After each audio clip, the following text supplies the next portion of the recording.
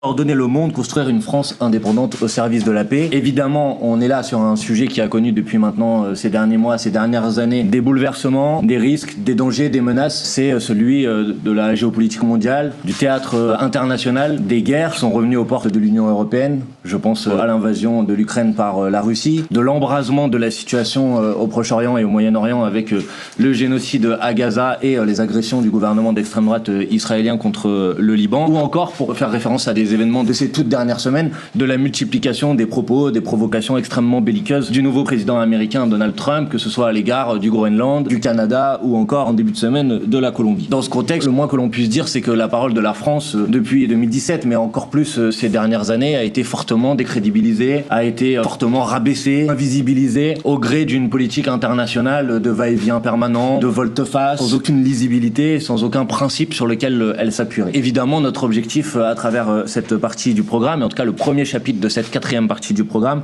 c'est de rétablir une parole de la France qui soit indépendante, tournée vers des coopérations internationales et qui développe une diplomatie altermondialiste au service de la paix. Que cette diplomatie s'appuie sur le respect, le rétablissement, la sauvegarde, la préservation à tout prix des règles du droit international qui malheureusement ont été largement bafouées depuis 2 ans, sans doute avant, mais avec une plus forte intensité encore ces 2 dernières années. Le programme, sans être exhaustif, porte des propositions pour la paix au Proche-Orient avec la reconnaissance de l'État de Palestine, le respect plein et entier du droit international et le jugement des criminels de guerre, avec une attention particulière, des propositions particulières dans le programme pour rétablir et dire notre attachement à la Cour pénale internationale et à la Cour internationale de justice, qui sont aujourd'hui les 2 cours internationales dont l'action est essentielle. Des propositions pour la paix en Ukraine, avec la création d'un cadre diplomatique qui permet d'obtenir un cessez-le-feu, le retrait des troupes russes et l'ouverture de négociations en vue d'une paix durable, mais aussi des propositions pour bâtir avec l'Afrique une nouvelle politique basée sur le respect, la prise en compte de la souveraineté des peuples africains, qui s'est encore davantage